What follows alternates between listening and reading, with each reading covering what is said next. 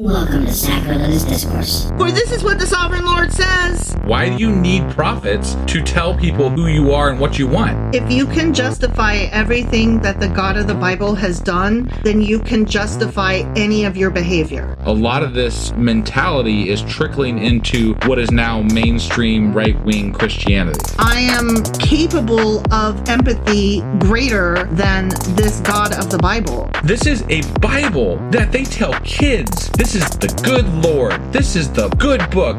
He is fantasizing about murder, mass murder. Head over to sacrilegiousdiscourse.com right now to find out how to leave us a review or support us on Patreon. Husband! Wife. Do you know what we're doing today? Well, last time we did Matthew chapters 11 and 12 Q&A. Correct. Yes, and Sure as fuck Jesus did. has a lot to say. So we had to break down the Q&A into two-parter. Mm-hmm. So I think that today we're finishing that up. So we're actually doing Q&A chapter 13 of Little Maddie. where he had so much to say. He had so many parables. So many words. All the parables. That's all the red. And so, yeah, we're basically just finishing up the Q&A. Yeah. Which is about 3 hours, two and a half, 3 hours of Q&A. It's a lot of work. Yeah. Countering Jesus's words. Not that we're countering them. We are, because they're wrong, but sometimes. Well, trying to figure out what the fuck Matthew meant and what the fuck Jesus meant and how the fuck that relates to the Old Testament and how it gets used today. Yeah, it's a lot. It's certainly not as straightforward as Christians like to present it. How's that? Right. Anyway, so today we're going to be doing the Q&A for Matthew chapter 13. Correct. Are you ready to get started? Sure as fuck am. Let's do this. Okie dokie.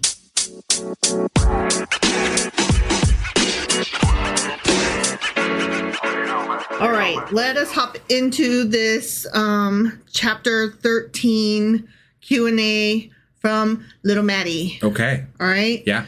This is one of the more important chapters in Matthew Okay. because it's the first long collection of just boom, boom, boom, several of Jesus's parables. Right. Yeah. One after the other. Yeah. He lays it down. He's got a lot to say. Yeah, he's got a plethora of parables. A plethora of parables. That's fun. I have a plethora of penguins. Do you? No, not at all. I was like, I don't. I mean, you have a plethora of strawberries. I do. I love strawberries. They're my favorite.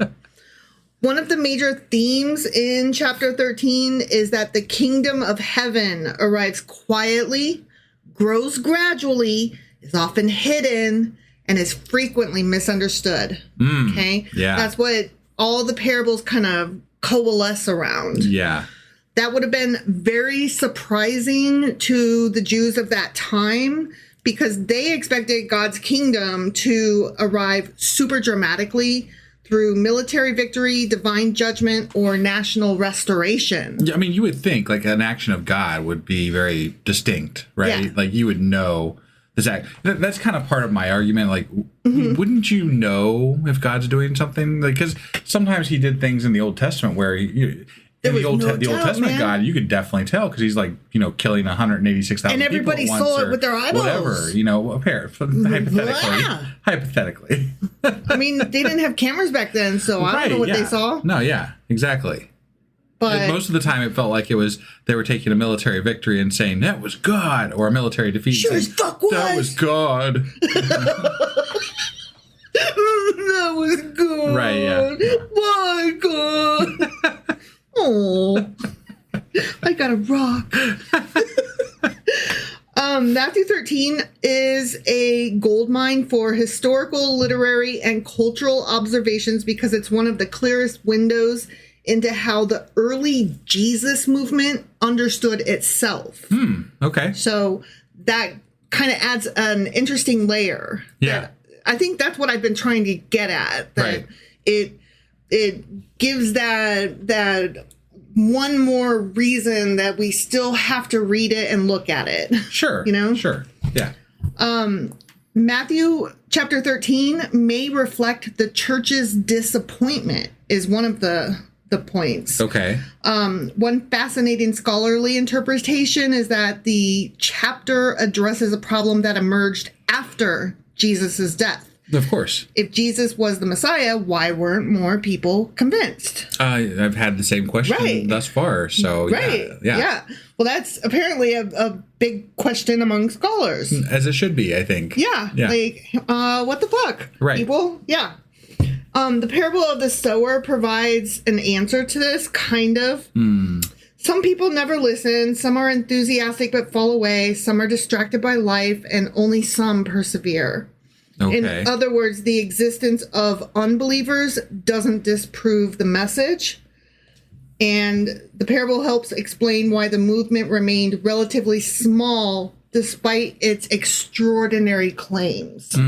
I have a hard time with that because, again, miracles, right? Like, okay. They're claiming extraordinary things. Yeah. Right? They're claiming things that are extraordinary. Now, in our research, the proof is on you. Right. In our research and even in the reading of the Bible itself, it doesn't seem as extraordinary as they claim them to be based on what else is going on in that time frame. Right. But you would think that if you are the Son of God, you would be doing extraordinary things. But it just doesn't read that way. It really doesn't. So it's off. Something's off. Something ain't right. Chapter 13 is also obsessed with delayed judgment. So this would have been really frustrating to the people of the time that would be expecting immediate divine intervention. Sure. This pattern repeats. We get the parable, and then later the judgment happens. So there's the parable of the wheat and weeds, but Jesus says in that, don't worry, they'll get separated at harvest time. Right. The parable of the net, the dragnet, don't worry, they'll get separated, the good fish from the bad fish, after fishing. The mustard seed, don't worry about it. You can't tell them apart at the time of the seed, but it'll turn into a large tree. You'll know what's good and what's not after growth. Right. And then with the yeast, you won't, like, once it's mixed in, you won't be able to tell what's what until after fermentation. Okay. Sure. So the message of these is patience, wait. Got it. Okay. Yeah. God's kingdom isn't going to arrive all at once, and that theme becomes especially important when the expected apocalypse fails to arrive imminently. Well, yeah, I think this is why this feels a little after the fact, because much of what we've read from Jesus thus far seems very imminent. Like the things that are happening are going to be coming soon. Right. Very soon, right? Yeah. And it feels like this is just kind of them putting it off for down the road. Yeah, this chapter is very interesting for that. Yeah. Yeah.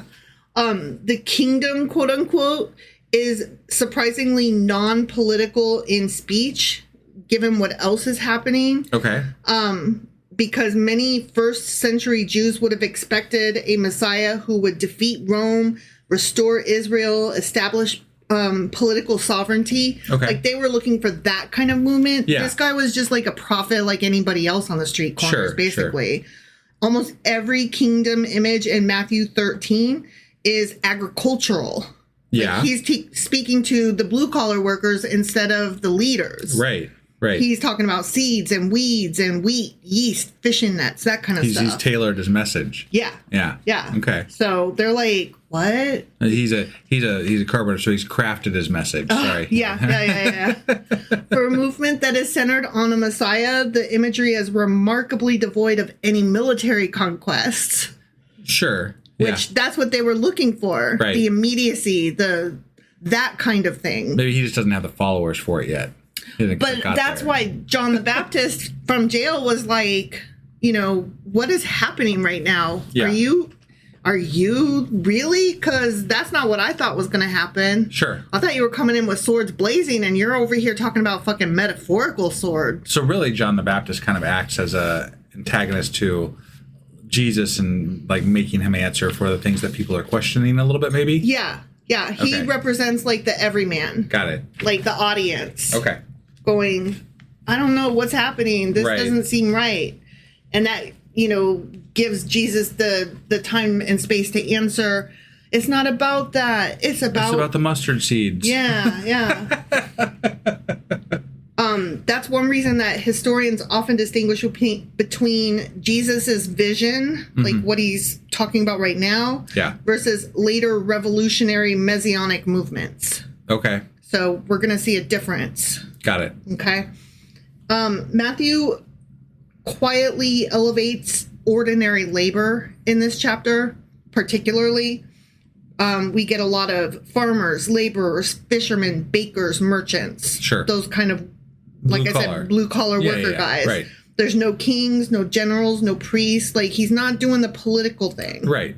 Which is really interesting because even so, he's pissing off the political leaders. Right. I mean, like, a lot of this really ties back to, like, how I kind of feel like Trump won his presidencies. He spoke very much to the blue-collar workers, and that's how he got risen up and stature, you know, like, it all in the wrong ways, but, like, that's why we've made some, you know, connections between some negative comparisons. Now, and not in a good way, but you know, it's definitely, I can see the tie. The parallels are definitely existent, which is interesting, you know, it like really because it makes it more.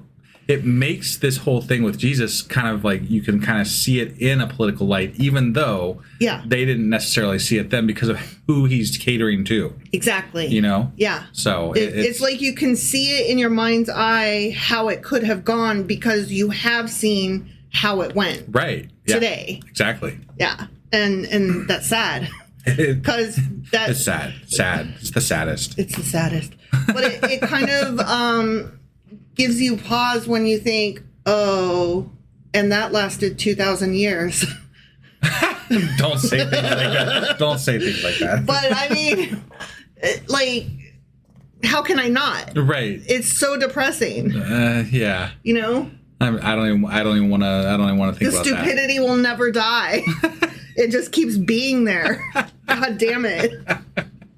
But the kingdom in this chapter is constantly and consistently explained through the work of these ordinary people. Sure. And that is kind of easy to miss because we're used to having read all this. Yeah. And we're just like, and then. But think about like the histories that we read in the Old Testament. We were only dealing with, for the most part, prophets that were like already political leaders in the church. Yeah. You know? Right. And kings. Yeah. So this is a difference. It is. It doesn't feel that different because it's all the same people to us, like, you know, those old people back then. Right. It feels like it's just more the same, but it's really not. It's a huge difference. Yeah, no, it is. And because of when these books were actually written, he was kind of risen to the stature after the fact. Like, they were like, hey, let's make him more important, essentially. Like, let's make him the king. Right, yeah. So, like, a lot of this is just, again, we've talked about it. A lot of this is backfilling information so that it all fits and make his stature higher than what it maybe was. Yep. All right, so let's get into the chapter itself, though. I just wanted to kind of open with, here's what we're actually talking about in this chapter. Right. But let's get into the verses. Sure. Okay? Yeah. So we open with Jesus teaching his parables, and we get a simple story about a farmer and sowing seeds, right? The parable of the sower. Yeah. And Jesus explains that the seed is God's message, and the soils are different types of listeners, different types of people hearing the message. Sure, like throwing it on the rock and on the whatever. Like he mentioned a bunch of different things. Yeah, the sharp things. What are those sharp things? Thorns. Called? Thorns. I was like icicles. No. Needles. No. Cactus. No. I actually I think I probably told the story a long time ago, but I was in Scouts when I was younger, which I'm sure a lot of our listeners know. But we were working on a project for it was called Order the Arrow. Okay. Order And of the Arrow? It's a secret. It's a secret. Don't tell anybody, guys. It's a secret group inside of Boy Scouts that is. Ooh. You get elected to these positions to this group by your troop, and I was the person that went from my troop, and we have to do a project where you do community service, but you aren't allowed to talk when you're doing this whole, like, it's like 3 or 4 days, maybe a week. I can't remember how long it was, but you aren't allowed to talk during the whole thing. Well, we were cleaning a dam, like a water dam, and one of the kids that was with us, we were up on the side of this dam, and he fell off the side, but off the side there was a huge thorn bush with the thorns were like about 1.5 inches long each. Jesus. So we spent about 3 seconds going, oh, What do I? and not talking, and they were like, and then we just turned to our leaders and were like, help! Like, fuck this shit. Like, he's surrounded by 1.5 inches. Yeah, he's stabbed multiple times just for falling off. Like, Jesus Christ. This is not good. And you actually looked at each other to decide, do we break the vow of silence? We're not supposed to talk, You were taking it so seriously. Well, we were, yeah. I mean, it was very serious to us, at the time. So, Right. I mean, but obviously we have to help our friends. So. Did you still win the arrow or whatever? Yeah. I still got, you get a sash and, that's, Did you have to go an extra day? No. You were like, times. Yeah, we're like, we need help, guys. Sorry, that's it. Just the thorns reminded me of that. Sorry. That is so funny. Yeah. So the obvious lesson here is that people are going to respond differently to the same message. Yeah. And the disciples, his students, Mm-hmm. they believe Jesus is the Messiah, yet most religious leaders reject him, and many people follow him only for the miracles. Sure. And some disciples are already drifting away, and like they were hangers-on the edge of the crowd, and then they kind of left. Okay. And then there are entire towns ignoring him. Especially like the ones where he killed all the pigs. Yeah.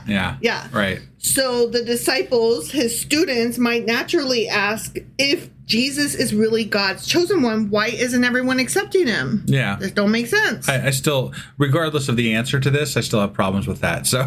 No, totally. I agree. But Jesus answers that question with this parable. He's saying the problem is not the seed. The problem is not the message. Right. The message is good. The varying results come from the conditions of the hearers. He's like, not my fault. I can only tell you the words. Sure. You got to blame the person listening to you, not yourself. Yeah. Exactly. And if we learned anything from Trump, that's how it goes. No, totally. It's reminiscent of less funny, but it's reminiscent of domestic abuse situation where a husband is, say, beating his wife and saying, why are you making me do this? Right. I'm not responsible for my anger or, what's happening to you. Right. Well, there's something, I forget what it was. Some Christians believe that at some point in what we've discussed already in Matthew, there was a point where God hardened people's hearts so they wouldn't do. I can't remember what it was about, but we've discussed that already. Yeah. And it's like, but he's also in the past, God has opened people's hearts to things, So like, why would he's got Jesus on earth right now? He's so right? wishy-washy. Right. It don't make no sense. Why don't you show them your God? Make them understand. Let's make this a real movement. Let's you have God powers, dude. Right. Just if you have God powers, do God power shit, And I know you don't like to prove when somebody's asking you, but like you could just sometimes you do though. But sometimes you do, yeah. Not like as a test, but like you could just show them. You could just be God because you wouldn't are. It be cool apparently. if it was simple? Like, right? It could be so easy, but no. Yeah. We gotta make it hard. But it's all a test. It's all. You gotta be tested. So in other words, failure of reception does not mean failure of truth, is what we're supposed to get out of that parable. I don't like that message. No, I don't either. Really but that would have been enormously reassuring to his disciples. Sure. No, and yeah. explain why people are leaving. It solidifies your base. Yeah. But it doesn't do much for anybody else. So. Yeah. When other people don't get it, it's because they don't get it. Right. You're special because you do get it. And that's a great message for people who already follow him, right? It makes them feel above, makes them feel special, makes them feel better about themselves and their choice to follow Jesus. Well, it's like, especially if you are telling them ahead of time, here are the things that you're going to hear, and you're pre-feeding them all the negativity that they might come across, so that when they come across it, they are like, they have an answer. you aren't a fan of Jesus because XYZ. Yeah. I already know. No, that's if you ever talk to a Christian nowadays, they have a litany of answers as to why you're going to say this or you're going to say that. Like they are fed these answers to them in their church services, in their Bible studies, whatever they're doing. They're fed these answers so that they can go out there and defend their faith against people who might question it. Yeah, and if I don't get it, it's my fault. Right. It's not God's fault. He's made it perfectly clear. Right. I must be the piece of shit that just doesn't get it. And they don't need a coherent answer for you. They just need a coherent answer for themselves. Yeah. Like that's the only thing that really is required with regard to them defending their faith is that they believe themselves. Right. They don't need to convince you. Exactly. And it's circular logic. It's a malicious way to act in the world, in my opinion. Like you should never be that person, but there are a lot of people like that. Yep. So then we move on, and we get Jesus speaking to us about the reason that he's speaking in parables. Okay. All right. So I'm going to read verses 13, 14, and 15. Okay. I gotta say one thing before you start. We had somebody comment on Spotify that they love the way that you're turning the pages, and it just sounds like a professor's. Like, oh my God. That's so funny because I have to print out my notes because when I read from my notes on my phone, sometimes my thumb, like I fat thumb my phone and I scroll too far and I lose my place. Yeah, we've actually had to edit podcasts because you scrolled way too far. And I'm like, God damn it. And other times, like when I'm trying to scroll back, I somehow accidentally like delete what I'm trying to read and I have to undo. And I'm terrified that somehow I'm going to not be able to undo. Sure. So I'm like, fuck this. As soon as I'm done with my notes, I just fucking print them. But wife's good. She reuses all the notes and reprints on the back of them for the new episodes. I do. Yeah. So we're very ecological about our I try to note printing. Yeah. I hate the waste of the ink and paper. Sure. But what can I do? Right. But I'm glad that my page flipping sounds scholarly. It's not. It's because I'm klutzy and stupid. Oh, come on. Honestly. You do a lot of research on these things. You actually do a really good job. Sometimes to the point where I'm bored and annoyed. Yeah. But like you give an immense and great amount of information about this. I mean, you do a really great job. Honestly, it feeds some of my mental illnesses because I get to go down rabbit holes. Like, and reining me in is a problem, but I'm so interested in what I'm reading. Sure. And I'm very enthusiastic.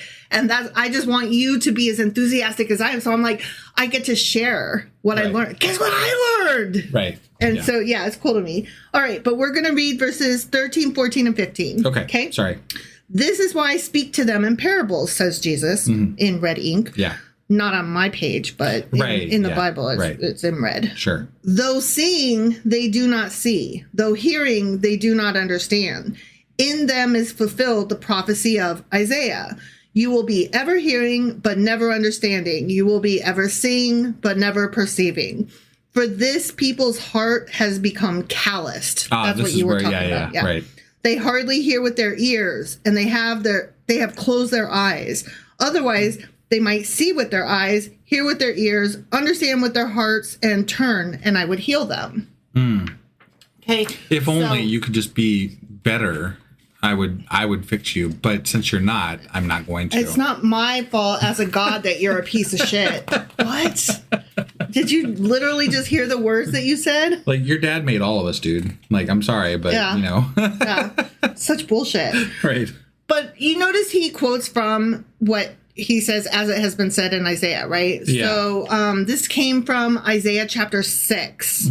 And I'm going to read verses 1 through 13. Okay. Okay? All right. Because it's all relevant. Yeah. Okay? In the year that King Uzziah died, I saw the Lord, high and exalted, seated on a throne, and the train of his robe filled the temple. Above him were seraphim, each with 6 wings. With 2 wings they covered their faces, with 2 they covered their feet, and with 2 they were flying. And they were calling to one another, Holy, holy, holy is the Lord Almighty. The whole earth is full of his glory. At the sound of their voices, the doorposts and thresholds shook, and the temple was filled with smoke.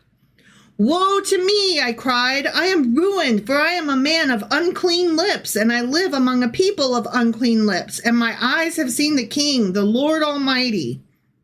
Then one of the seraphim flew to me with a live coal in his hand, which he had taken with tongs from the altar. With it he touched my mouth and said, See, this has touched your lips. Your guilt is taken away, and your sin atoned for. Then I heard the voice of the Lord saying, Whom shall I send, and who will go for us? And I said, Here I am, send me. He said, Go and tell his people, be ever hearing, but never understanding. Be ever seeing, but never perceiving. Make the heart of this people calloused. Make their ears dull and close their eyes.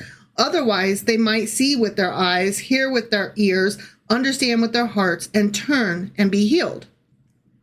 Then I said, For how long, Lord? And he answered, Until the cities lie ruined and without inhabitant, until the houses are left deserted, and the fields ruined and ravaged, until the Lord has sent everyone far away, and the land is utterly forsaken. And though 1/10 remains in the land, the remnant, it will again be laid waste. But as the terebinth and oak leaf stumps, when they are cut down, so the holy seed will be the stump in the land. Okay, so and I'm probably maybe slightly off of this, but like there was a lot of the prophets covered time periods that were very bad for the Israelites, where they got conquered, where they got destroyed or something like that. Yep.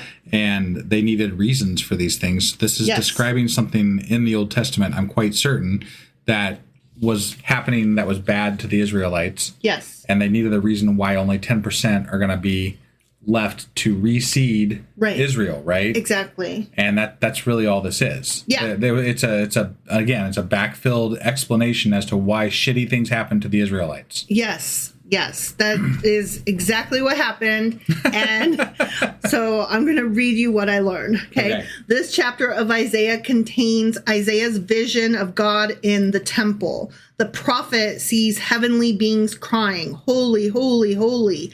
Then God commissions Isaiah to preach to the Israelites. Yeah. But God tells him something shocking. The people will hear but not understand. Bummer.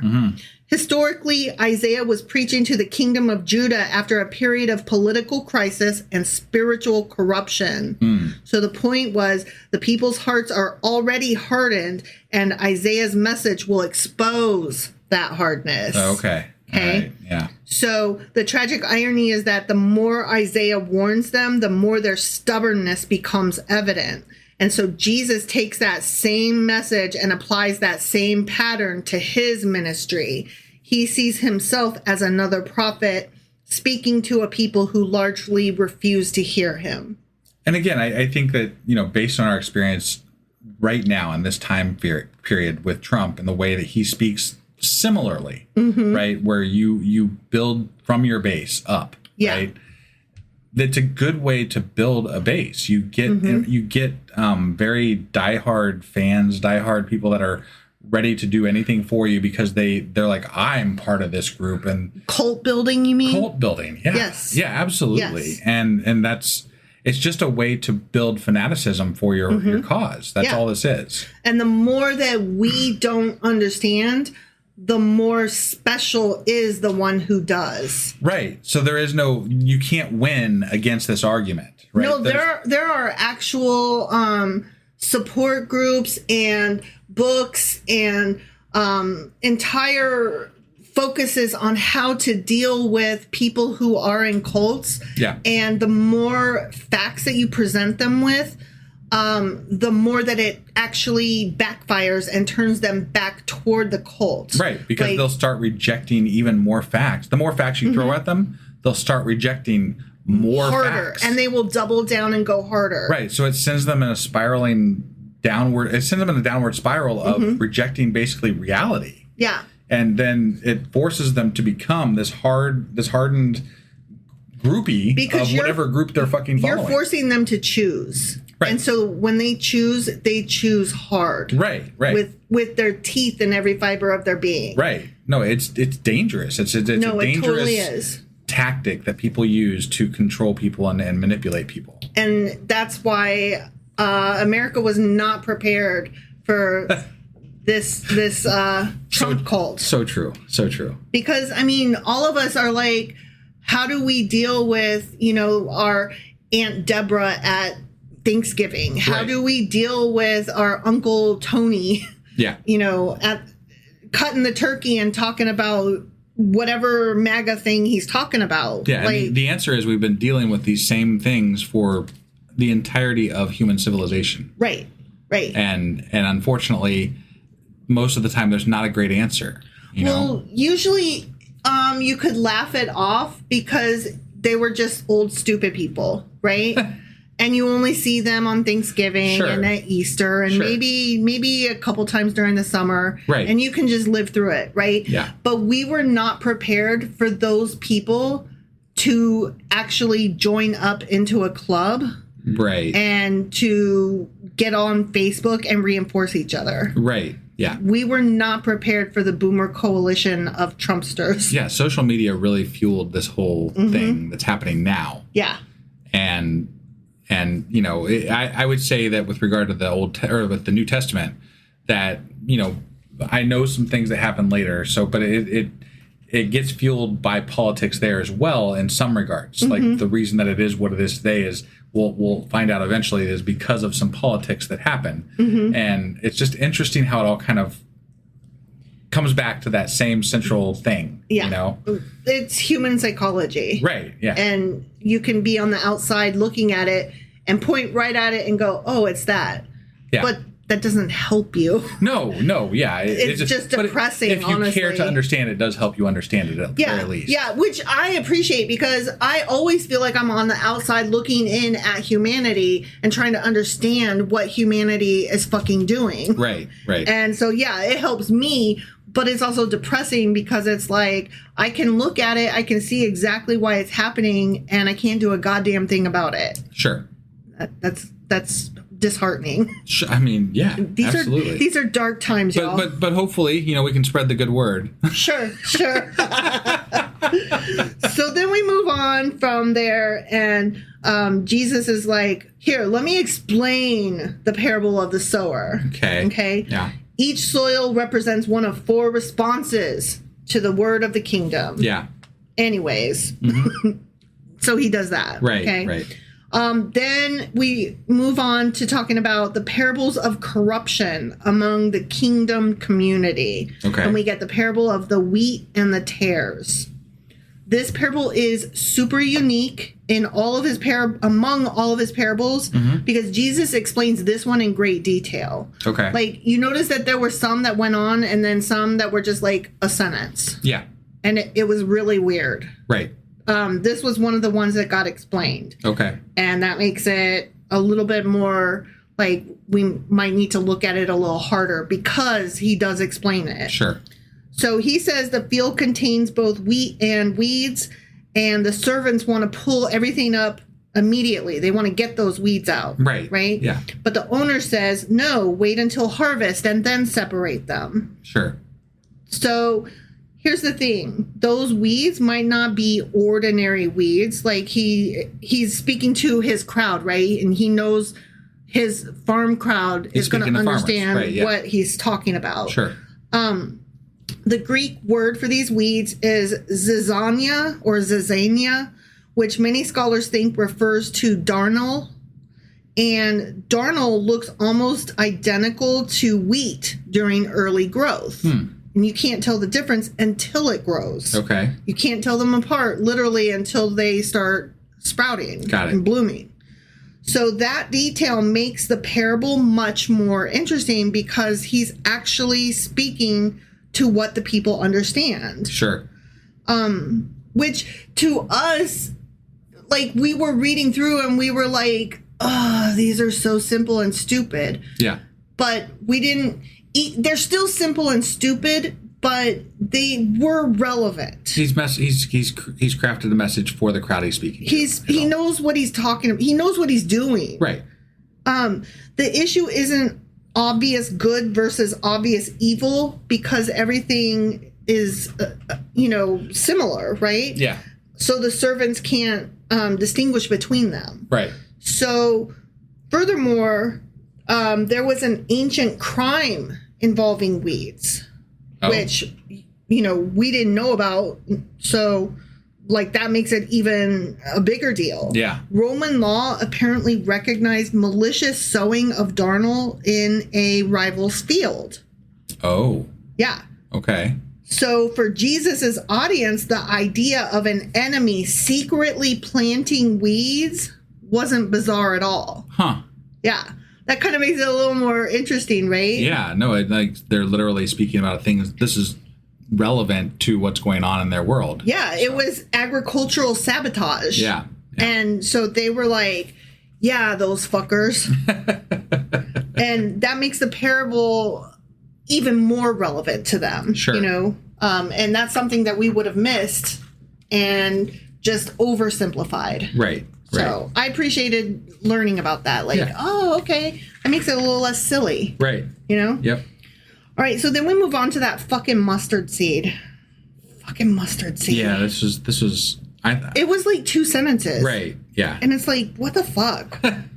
So in this one, he's talking about the kingdom beginning tiny and then blooming into something enormous. Okay. Okay. So here we're supposed to recall what the expectations were of the time. The Jews of the time expected armies, revolution, dramatic intervention. Right. Again, that's why John the Baptist was sending his disciples to figure out, why aren't you doing something bigger? Yeah. Jesus is saying, though, the kingdom starts almost invisibly. You're not even going to see it. But here's the thing that we might have missed. Okay. The mustard seed reference was probably an inside joke amongst his listeners. Okay.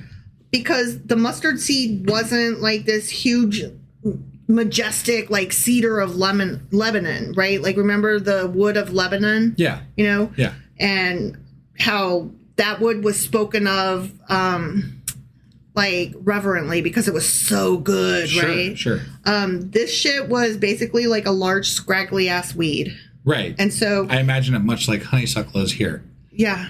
Just, a thing that grows really quickly and really large and but ugly. It's scraggly ass. Right. Okay. So ancient audiences likely found the image funny that the kingdom isn't like this majestic oak tree or whatever. Yeah. It's not this huge cedar. It's not a royal palace. It's not beauty and gloriousness. Yeah. It's just compared to a weed that this everyday thing grows out of control. Yeah. Yeah. Okay. And so most scholars think that Jesus is intentionally undercutting expectations of grandeur. Okay. Like he's giving a reason why it's not bigger than it is. Right. This is a grassroots movement, bitches. Yeah, literally. Like literally. Or a mustard seed movement. But simultaneously, the birds in the mustard tree are political reference. Okay. Like there are birds in the mustard tree verses that were mentioned. Right. That was probably a political reference because the image of birds nesting in a great tree appears repeatedly in the Hebrew Bible, the Old Testament. Okay. In the book of Ezekiel, in the book of Daniel, we see that a lot.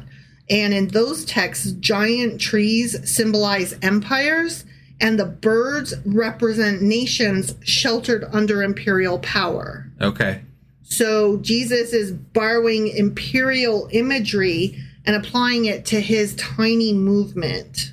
Okay. So it was political speech hidden inside this small nugget. That's kind of cool, actually. It is, right? Like, he was much more clever verbally than we gave him credit for as we were reading through. Well, and we don't understand, these are not references that we understand exactly in the moment, And that's what made researching this so fun. Right. Like, I love me a good literary reference. Sure. Right? Like a good dad pun or whatever. Yeah. Like, and that's what these kind of are, is dad jokes of yore. Sure. Yeah.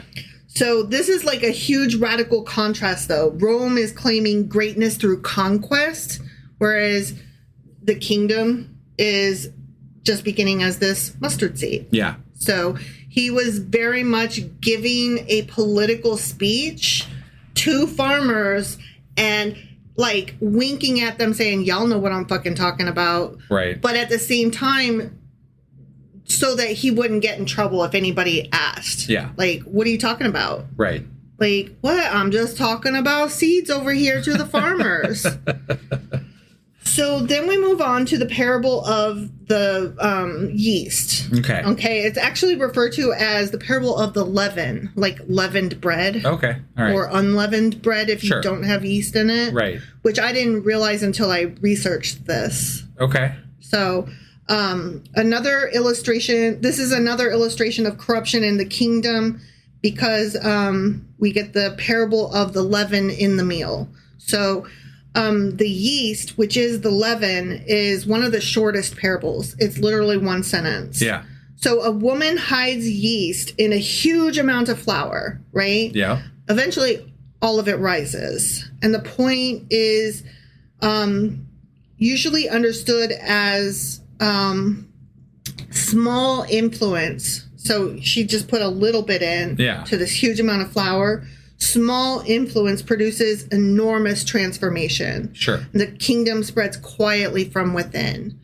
So it's kind of... So again, it's the grassroots movement. Right. But it's also like what I refer to as the yop principle. Yop, yop, yop. In Dr. Seuss, Horton Hears a Who. Yeah. Horton is this elephant who picks like dandelion, and he's walking around with this dandelion in his trunk, right? Mm-hmm. And he starts hearing who's on the dandelion seed talking to him, and nobody else can hear because they aren't like around close enough. And Horton's like, guys, listen, there's some people alive on this fucking dandelion seed. Yeah. And everybody's like, no, Horton, you're nuts. You're crazy. Boil that dust bag. Boil that dust bag. Boil. The Havisham brothers are going to get them. The mean monkeys, they're like, you're crazy, so we're going to lock you up, you crazy fucking elephant. Yeah. And so Horton's like, hey, I can hear you, but nobody else can. You guys need to like fucking make some noise. Everybody all at once make noise so that everybody else can hear you. Otherwise, these fucking monkeys over here are going to fucking boil your world. And it's going to be tragic because you're all going to die. Yeah. So they go like, okay, 1, 2, 3. And then the entire planet like makes noise all at once, except for one child isn't making noise. So they're like trying to find out who isn't making noise. Come on, we got to find him. And they find him, and it's this one child. And so he just goes, yop, yop, yop. And it's like the one last final noise is what breaks through the atmosphere so that everybody else can hear. Sure. And so it's this, you could tell I love this analogy, but it's this analogy that every small voice matters. Yeah. Because it all adds up. Like, every penny, like every drop in the ocean, Right. One alone is nothing. One child saying yop all by himself is nothing. Sure. But it's just kind of a really nice message. I hate it that he's using it, but I love the idea of every voice matters. Sure. You know? Yeah. Because they all do add up. Right. But having said that, so the kingdom spreads quietly from within is what he's saying. Okay. But yeast is often used in a negative symbol elsewhere in Scripture. and it can represent corruption. So Jesus using it positively was very unexpected. Okay. And like turned everything on its head.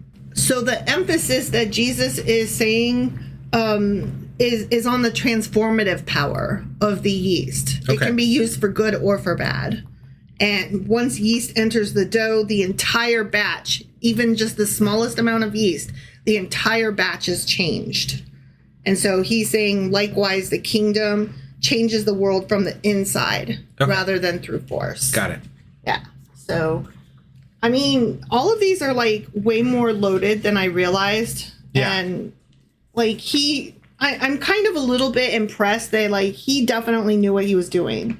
He knew his audience. Yeah. I mean, I look, I think that whether Jesus knew or not, the people that wrote this after the fact, that's what I mean. Sorry. knew enough to tie these things together and make this a message about things that were relevant to people at the time. Yeah, definitely. So yeah.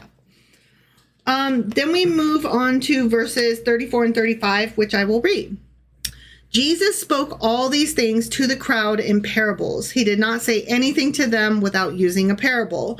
So was fulfilled what was spoken through the prophet. Ugh. Quote, I know, right? Yeah.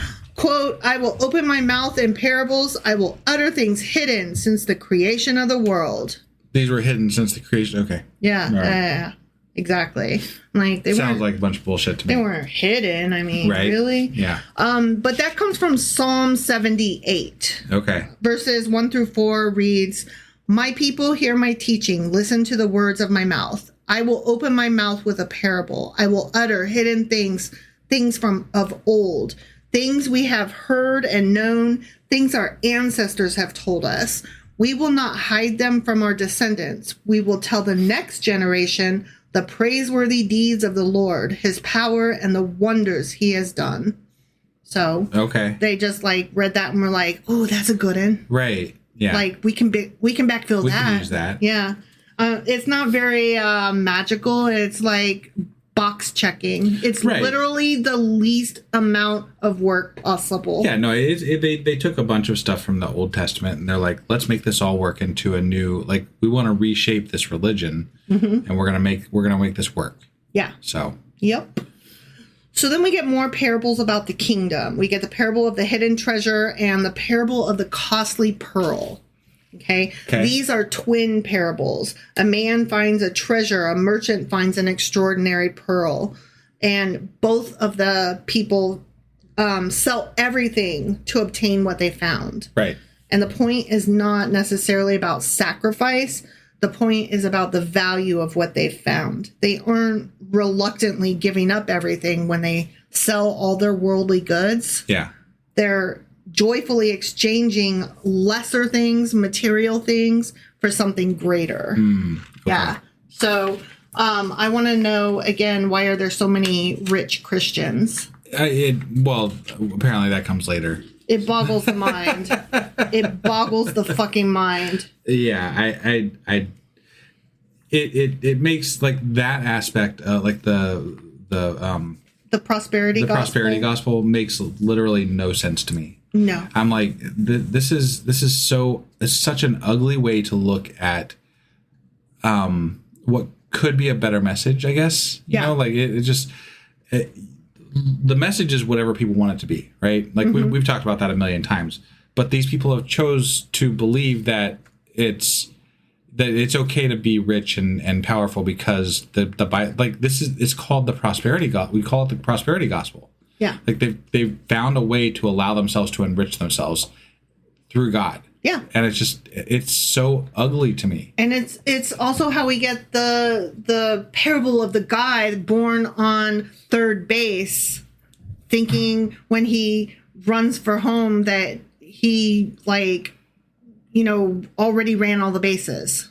Right. Like, you've not heard that? I don't know what you're talking about. So yeah. Oh, okay. There's this parable, I guess we would call it. I don't know. Okay. A guy born on third base, acting like he played the whole game. Sure. You know, I mean, we see that all the time. Yeah. I mean, that's it's such bullshit. Right. Like, you don't get to act like you did something special by just being born where and how. Yeah. You know? Yeah. Like, it makes me classism. It is. Yeah. And it's like, well, clearly I'm good because I'm rich, and I'm rich because I'm good. And I'm like, that is circular logic, and you're an idiot. Right. And does it matter? I'm rich. I'm good. Right. So yeah. obviously, I'm just a wannabe. You know, Sure. I'm just jealous. Yeah. Like, okay. So why are we using all of this treasure language? Matthew chapter 13 repeatedly emphasizes hidden value. So it's not the treasure itself as a shiny material object. Right. So this is about the hidden value, the hidden seed, the hidden growth, the hidden yeast, the hidden treasure. Right. The kingdom doesn't look impressive on the outside, but its true worth is enormous. The small mustard seed. Yes. Whatever. Exactly. Yeah. That's the recurring theme throughout this whole fucking chapter. Yeah. He's just speaking to all of the commoners and telling them how shiny and pretty they are on the inside. Yeah. And making them, he's verbally sucking them off. Like literally to make them feel special, you know? Yeah. Yeah. So then we get the parable of the net, the dragnet. Okay. All right. And the disciples claim to understand Jesus's parables at that point. Okay. All right. So in verses 51 and 52, he asks, "Have you understood all these things?" "Yes," they replied. He said to them, "Therefore, every teacher of the law who has become a disciple in the kingdom of heaven is like the owner of a house that brings out of his storeroom new treasures as well as old." So this parable that we just kind of overlooked it because by the time we got to the end of the chapter, we were just like over it. Yeah. We were like, this everything in this chapter is bullshit and I hate it. Right. Your parables are stupid. But this parable contains a sly compliment to teachers or scribes or whoever fits that role. Sure. The chapter ends with what would have been a strange saying. Every teacher trained for the kingdom brings out treasures old and new. Or every scribe, depending on your translation, trained for the kingdom brings out treasures old and new. And we skipped right over it because, like I said, we were like, fuck this chapter, I hate it. Sure. But Matthew was probably describing himself, not Jesus, Matthew. Okay. Matthew's gospel constantly combines old Jewish scripture and new Jesus traditions. Yeah. And so the author is presenting the ideal Christian teacher as someone who preserves old traditions while introducing new interpretations. Okay. Interesting, right? Yeah. Yeah.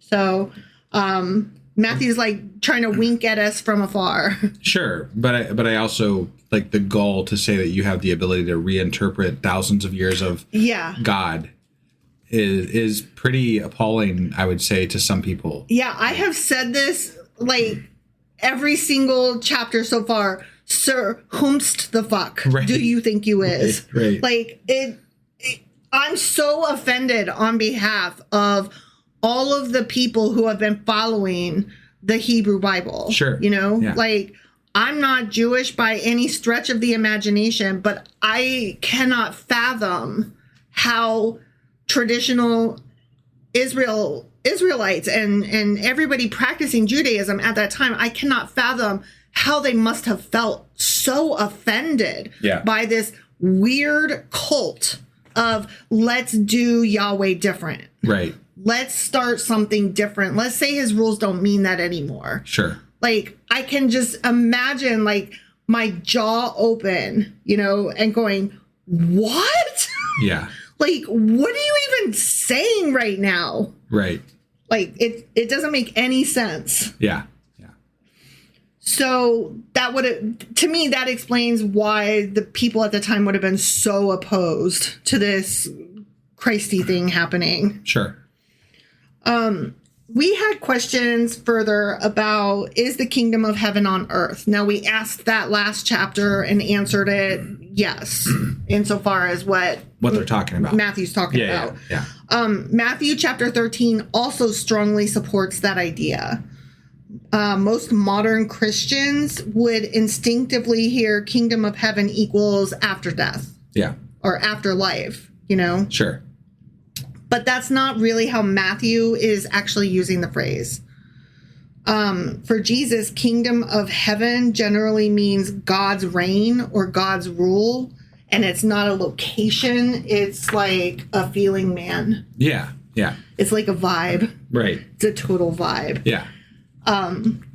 The imagery is all earthly, like has to do with like the mustard seed and the yeast and the wheat and the treasure and the fishing net. Right. And even the future judgment scenes occur after a period of the kingdom growing within the world. Sure. Whereas the kingdom is magical, but it's among us. Well, it's among like, the people. I feel like at this time, well, all the way through the Old Testament, the whole message has been making a better Israel, right? Yes. Yes. And so the messaging always kind of comes back to that.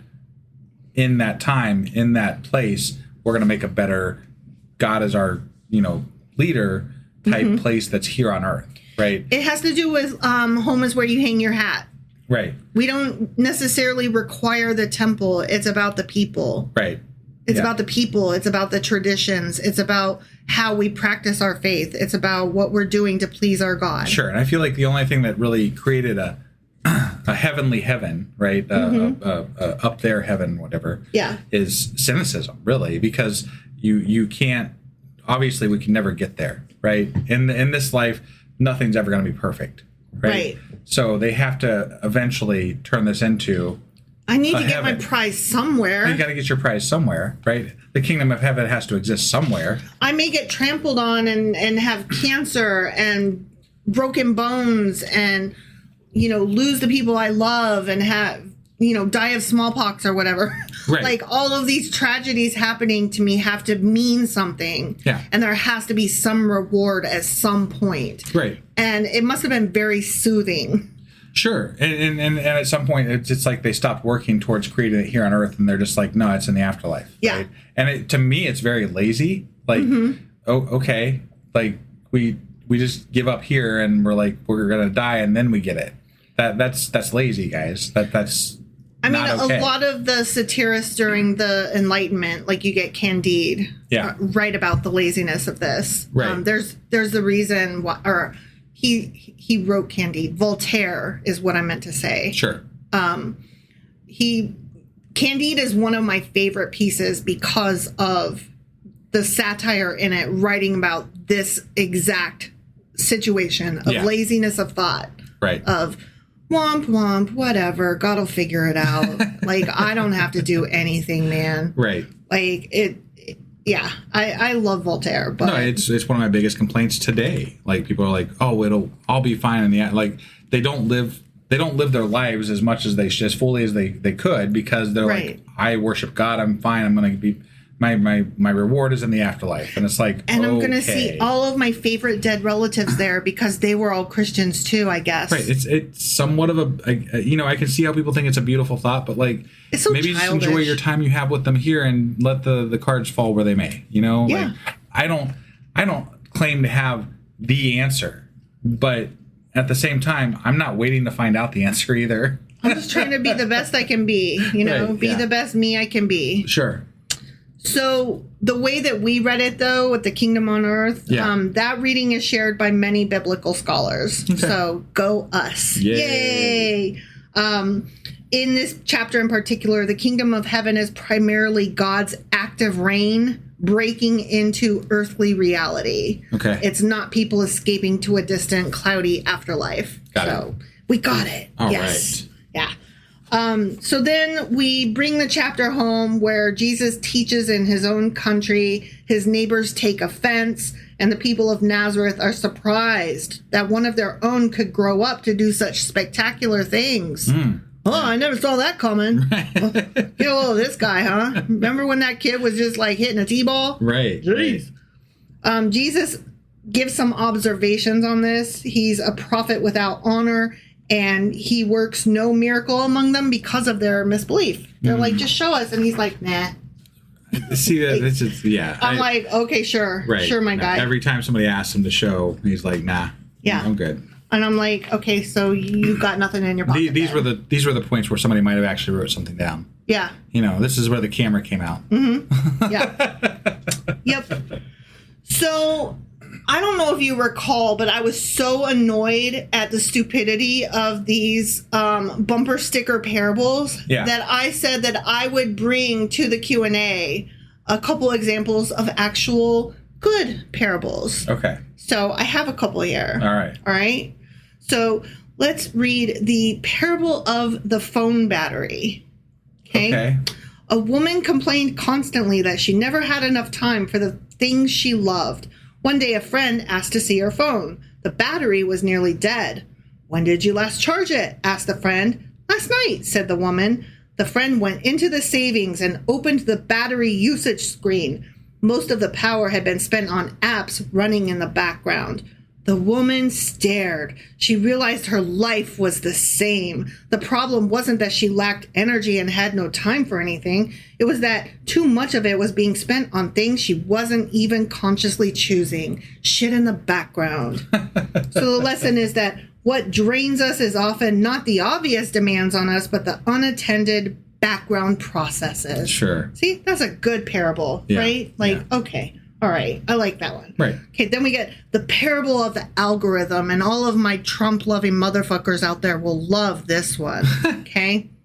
One day, a teenager watched a bunch of videos about, say, makeup, or, I don't know, anything conspiracy theory related. Yeah.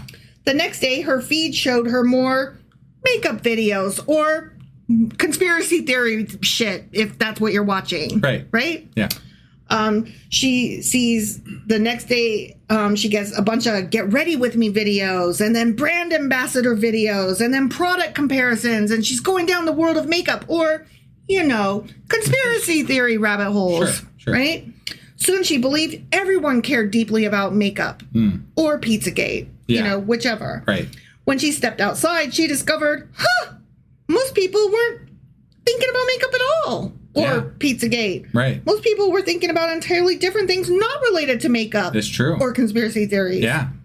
Lesson. We mistake our curated world for the whole world. Sure. Right? That's a good parable. Huh? All right. The parable of the GPS. I love this one. GPSs don't even, well, I guess we do still use GPS, but not like we used, you remember we used to have TomToms and shit, right? Yeah, Oh separate from our phone. Yeah. Well, and if you're going on a long trip, it is still decent to have a GPS outside your phone because your phone can get overcharged or overheated.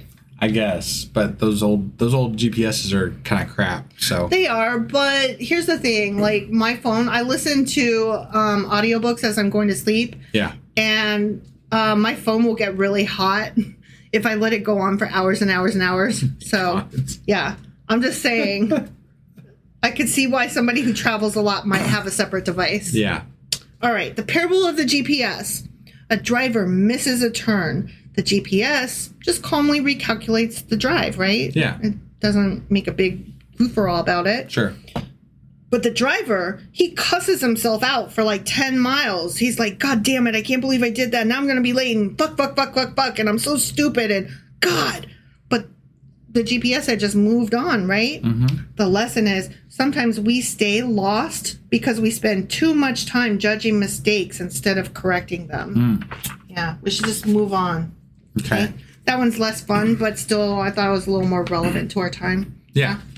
The parable of the empty chair. I like this one. I feel like I've heard this one before. You probably have. The rest of these are ones that I had heard. Okay? Okay. Okay, the parable of the empty chair. A company held a meeting to discuss customer complaints. The executives argued for hours. At the end, the janitor wheeled in an empty chair. Who's that for? Asked the puzzled executives. The customer, the janitor said. The room grew quiet as they realized none of them had considered what the customer would actually say. The lesson? Decisions become distorted when the people affected by them are absent. Yeah. And that's why diversity matters. And that's why we want, black voices in the room and women in the room and people of all different persuasions in the room, because they add to the story and give you points of view that you never knew. Yeah. Yeah. Okay. The parable of the starfish. You've heard this one. Okay. A man walks along a beach covered in stranded starfish. He sees a child throwing them back into the ocean one by one. There are thousands of them, the man says. You can't possibly make a difference. The child throws another starfish into the sea. Made a difference to that one. Yop, yop, yop, right? Yeah. The lesson is small acts of kindness still matter even when they don't solve the problem. Sure. The two wolves, right? The parable of the two wolves. Like, there's two wolves. One is greedy and angry and full of hate, and the other one is full of compassion, courage, and love. Which wolf wins? The one you feed. You know? That's right. That parable. Yeah. And then finally, there's the parable of the shopping cart. Okay. And that one is really long because I wrote a whole little story about it because I was sad. But it's basically like, take the shopping cart back to the corral, the cart corral. Yeah. Because it's not that you're going to get rewarded for it, but like what you do when no one's watching actually matters, you know, and impacts the people around you. It's true. And to that point, and kind of off point a little bit, I really like Aldi and the way they do their shopping carts. Me too. You gotta put a quarter in to get your fucking shopping cart. Yeah. And then if you want your quarter back, you gotta put it back. And what I love is when you walk up and somebody, you know that they either got it for free because somebody else gave it to them, or they put a quarter in and they give it to you. Right. It creates like even before walking into the store, it creates a somewhat good impression because somebody's maybe given you a card or swapped you a quarter. Like you've had an interaction. And you... Not all the time, but some of the time before you even walk into the store that's decent and good. And you have, when you walk out, you have the opportunity to either pass on your cart or get your quarter back. Right. Yeah. You know? Yeah. Or you could just choose to be a douchebag and leave your cart in the parking lot to hit other cars. Which I wouldn't understand, but okay. Yeah. Right. But there are also people who will, like, you know, homeless people will stand outside of an Aldi and put carts away. So like I've seen that before too, which I'm like, that's awesome. Like, that is, you know, very helpful. You know, it helps everybody. It helps everybody. They're gleaning the grapes, right? You know, yeah. I appreciate that. It's a great business model. Now listen, we're gonna get somebody who is disabled or a mother of 10, and you know, just somebody who just broke their leg. Like, yes, there are reasons why you might not return your cart. Yeah. No, obviously. Yeah. I'm not saying that if you don't return your cart 100% of the time, you're a douchebag. Right. I'm saying if you are able and you don't, just do it. You're kind of shitty. Right. If you are able. At that place specifically. Like the other places they have cart corrals, but put your cart in a cart corral too. Put your fucking cart away. Come on. Yeah. Come on. There's reasons for this. You know, those carts get blown. They run into somebody's car. You just caused someone thousands of dollars damage because you didn't feel like walking 5 feet down to the cart corral to put it in the corral. Right. You know? Exactly. Just do it. That's a good parable. I like that one. Sure. Yeah. All right. I feel like those parables kind of took us off track a little bit. I just had to. I could not end with such shitty parables. Okay. I needed to bring some good ones to the table that we could actually chew on. I gotcha. So, do you have any comments about what we did other than that, or is just wanted to end with some good parables? Actually, his parables were not quite as stupid as I thought they were. Sure. So, reading about them was kind of fun. Yeah. And interesting, and lent a little bit more meat to them. No, I appreciate the insight on them. It had helped me understand them a little bit better and put them in perspective. They're relevant. It doesn't change my opinion of where this all comes from and why it's centered around things. But I mean, it's definitely good to have better context for where these ideas came from, for sure. And why he was speaking, like, it wasn't quite as random as we thought. Sure. Like, it actually made sense to the people he was talking to. No, in all honesty, it helps me put it into more of a political light than maybe I thought previously. Exactly. So, yeah, exactly. I appreciate it. So. Yeah. All right. Well, that was our Q&A for Matthew chapter 13. Sure as fuck was. And if you're listening to this, which I will be putting it out today. Today's Monday. Today's Monday. No, today's Tuesday. Today's Tuesday. Yeah, That's Tuesday. what I said. So, Today's Tuesday. If you catch this today, our live will be tonight, and the link for that will be in the show notes. So on our Discord, it's 10 p.m. Eastern. The Every link's in the show Tuesday notes. at 10. Yeah, come join us because it'll be chapter. Chapter 14. Little Maddie, chapter 14. All right, we'll see you then. Bye.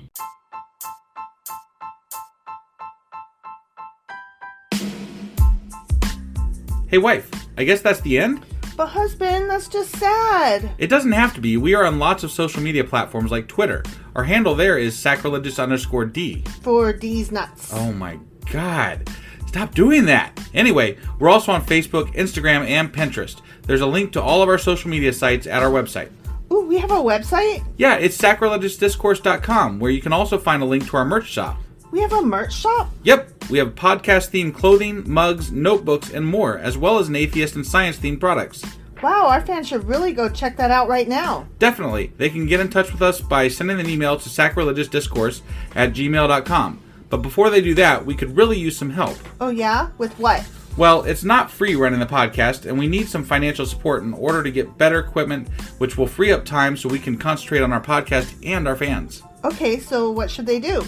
Head over to patreon.com/sacrilegiousdiscourse and sign up as a contributor on our podcast. Supporters there receive additional bi-weekly episodes that we record just for our Patreon members for as little as $2 a month. Also, we'd really appreciate it if you would like and subscribe on whatever platform you're using. And Apple Podcast reviews help us out tremendously. Like and subscribe. Leave an Apple review. Join us on Twitter. Support us on Patreon. That's a lot of instructions. Don't forget to say thanks. Thanks. Okay, bye.